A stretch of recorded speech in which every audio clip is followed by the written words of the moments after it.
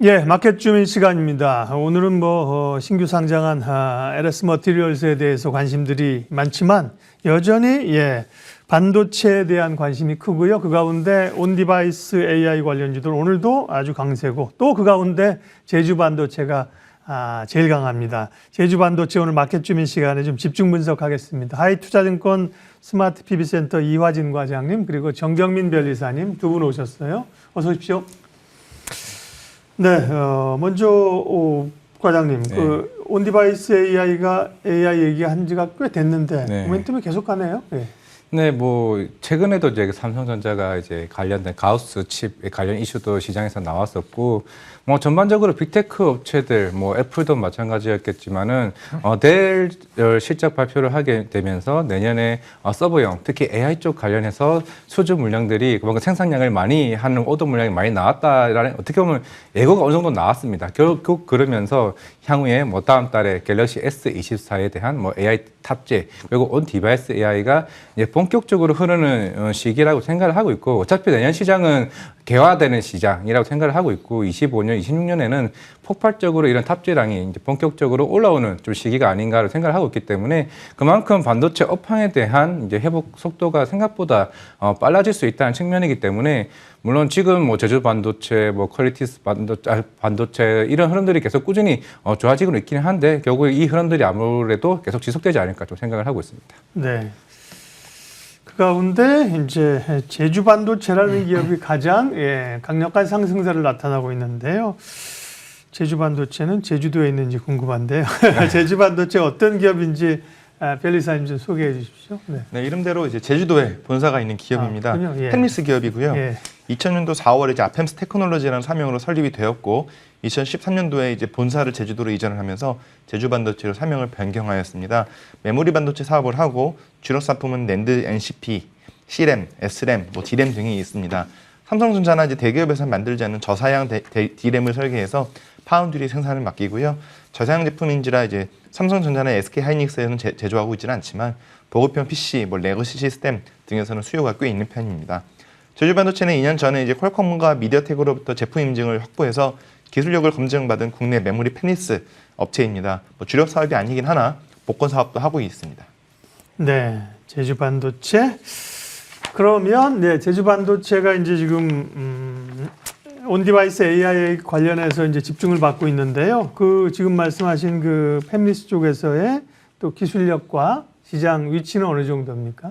일단은 뭐 생산하고 있는 제품들을 좀 살펴보면은 S램 뭐 제가 말씀을 드렸는데 이제 정적 램으로 집전도가 낮은 이 메모리 반도체입니다. 뭐 고속과 저속으로 나뉘게 되는데 D램보다는 고속이고 CPU 내부에서 기억 장치처럼 뭐 고속 구역이 중요한 것에 사용이 되고 있습니다. 이 제조 반도체 S램은 2000년도 초반에 휴대용 버퍼용, 뭐 휴대폰 버퍼용 보조 메모리로 사용됐었는데 지금도 소량이지만 꾸준히 생산 중이라고 합니다. 그리고 이제 C램, 뭐 셀룰러 폰이고 이걸 이제 2008년도부터 C램을 공급한 바 있고요. 그 제일 중요한 부분은 이제 낸드 MCP가 되는데 제주 반도체의 매출에 가장 크게 기여하는 제품이고요. 멀티 칩 패키지를 의미합니다. 서로 다른 메모리 반도체를 이제 같이 패키징한 복합칩인데 특히 낸드 플래시와 D램을 결합한 제품을 제주 반도체가 상용화 공급하고 있습니다. 이 제주 반도체가 설계하는 메모리 반도체는 주로 이제 모바일 기기, 데이터 카드 등에 사용이 되고요. IoT 관련 장비, 뭐 스마트 그리드, RFID 등에 적용이 됩니다. 주요 고객은 중국, 대만, 유럽, 미국 등 다양하고 고객 다변화를 추구하다 보니까 저희가 아는 기업은 이렇게 많지는 않은데 가장 알려진 곳은 이제 보안 기업인 탈레스다 이 정도로 보시면 될 것 같습니다. 예, 그런데 특별히 온 디바이스 AI와 제주 반도체는 무슨 상관이 있길래 이렇게 급등을 하는 것일까? 이 얘기는 과장님 해주시나요? 네. 아까 변리사님께서 말씀하신 것처럼 LPDDR, 그만큼 낮은 전력으로 이제 구동을 시키기 위한, 여기 온디바이스 AI라는 거는 우리가 흔히 클라우드 없이 이런 오프라인 기기 내에서도 사용할 수 있는 흐름이기 때문에 그만큼 AI가 구동되기 위해서는 결국 그 저전력 반도체로 고효를 낼 수 있는 그런 기기가 굉장히 중요하다라고 보고 있기 때문에 어떻게 보면 제조 반도체가 가장 큰 수혜이고, 물론 이게 모바일로 시작해서 물론 오늘 시장에서는 갤럭시 버즈 이쪽 실시간 이제 통역을 할 수 있는 그런 기기가 내년에 출시하겠다 얘기가 나오면서 오늘 관련 온디바이스 AI 흐름들이 굉장히 좋았었는데 모바일 기기부터 시작을 해서 향후에 전장 산업까지 그리고 뭐 CCTV나 통신 모듈 이런 저전력이 필요한 모든 이런 기기들에 대해서 이제 온디바이스 AI가 그에 들어갈 수가 있는데 이게 결국에는 제주 반도체가 이런 반도체 팬리스 업체로서 가장 큰 수혜를 받을 수 있지 않을까라고 싶어서 최근에 그런 흐름들이 좀 좋아지지 않았나 생각을 하고 있습니다. 네. 그런데 이런 업종, 약간 그 설계하는 이런 업체들이 뭐 캐파 자체나 이제 실적이 별로 크지 않다는 약간 선입관은 좀 있거든요. 네. 실적은 어떤 체크해 주시죠? 뭐 올해까지 사실 실적인 조금 한 9.7% 정도 좀 감소하는 이항입니다. 뭐 작년부터 올해까지는 그렇게 좋은 흐름은 아니었고 예.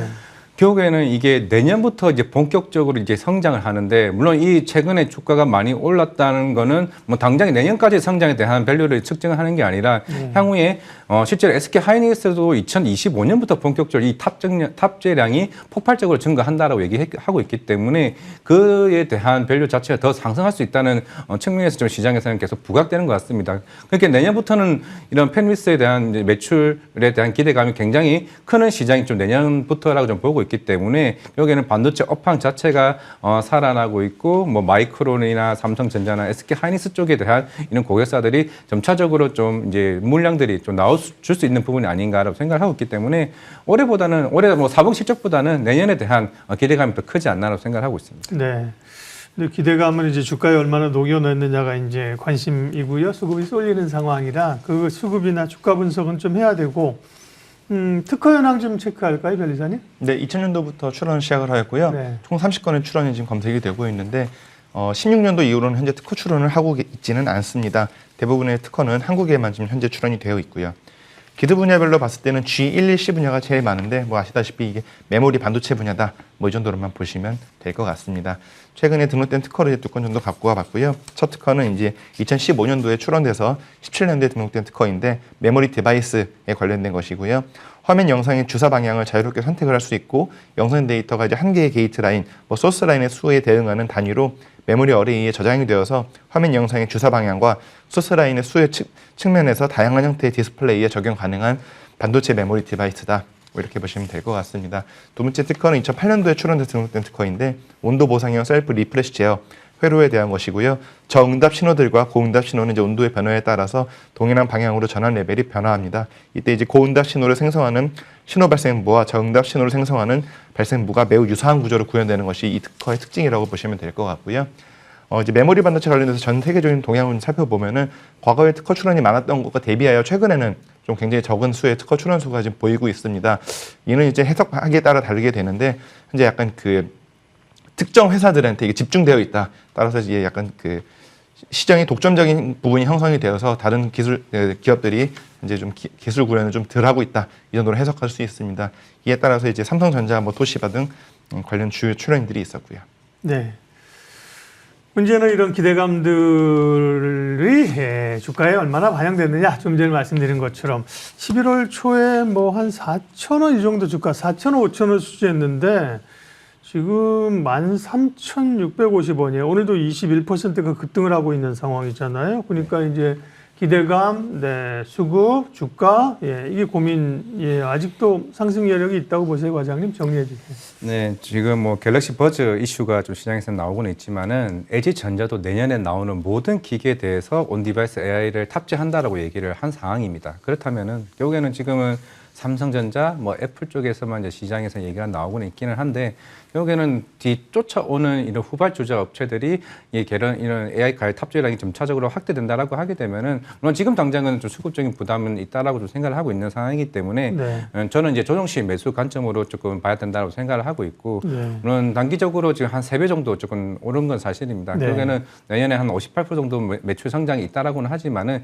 결국은 이 시장 자체가 초기 개화 단계이기 때문에 시장은 좀 더 큰 상승을 좀 충분히 여길 수 있다고 생각하고 있지만은 지금 당장은 좀 부담스럽다는 측면이기 때문에 적어도 10,000원에서 11,000원 정도에서 만약 가격이 내려온다라고 하게 되면은 다시 한번 매수하는 관점을 쳐다보자 말씀드리겠습니다. 제주 반도체는 조정시 매수 관점이고요. 제주 반도체 한 종목만 얘기하기에는 온디바이스 AI가 또 관련주가 많으니까 사전에 없는 질문인데 과장님께 생각할 시간을 좀 드리면서 그러면 온디바이스 AI 쪽에서 네. 언급되는 종목들이 많이 있잖아요, 그죠? 네.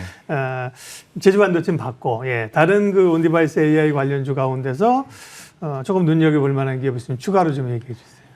최근에도 한번 이 예. 프로그램에서 했던 뭐 리노공업도 뭐 있었던 예, 예. 것 같고, 뭐 크리타스 반도체나 뭐 기억에는 뭐 화면에 나왔던 뭐 SFM 반도체가 있는데, 근데 대부분 다 지금 많이 단기적으로 올랐죠. 대부분 예. 많이 오른 상태이기 때문에 맞아요. 온 디바이스 AI에서 어떤 게 또 많이 올랐으니까 상대적으로 덜 오른 종목이 찾는 것도 사실 쉽지는 제가 봤을 때는 않은 것 같습니다.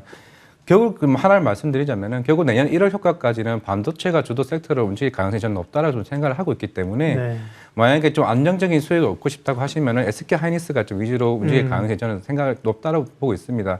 오늘도 삼성전자를 외국인이 매도세로 이관하고 있고 지금 SK 하이닉스로 집중이 되고 있다는 거는 SK 하이닉스가 4분기 실적은 굉장히 크게 좋아질 겁니다. 흑자 전환될 가능성이 굉장히 높기 때문에 지금 바닥에서 조금밖에 안 오는 상태이기 때문에 오히려 안정적인 수익을 얻으실 거면 차라리 SK 하이닉스로 좀 집중하는 게 낫지 않을까 좀 생각을 하고 있습니다. 예, 오늘 마켓 주민 디바이스 AI 관련된 이야기와 함께 가장 관심을 받고 있는 제주 반도체 분석했습니다. 하이투자증권 스마트 PB센터 이화진 과장님, 정경민 변리사님 두 분 함께했습니다. 고맙습니다.